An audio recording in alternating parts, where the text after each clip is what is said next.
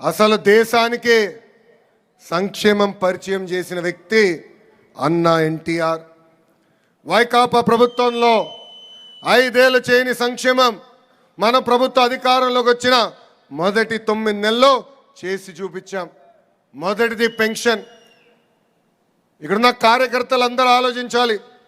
2014లో చాలని 200 రూపాయల పెన్షన్ని ఒకే సంతకంతో 5 రెట్లు పెంచి 1000 రూపాయలు చేసిన ఘనత మన నాయకుడు చంద్రబాబు నాయుడు గారి. అంతేకాదు అదే 1000 రూపాయల పెన్షన్ని తిరిగి 2000 రూపాయలు చేసిన ఘనత కూడా మన నాయకుడు చంద్రబాబు నాయుడు గారిది.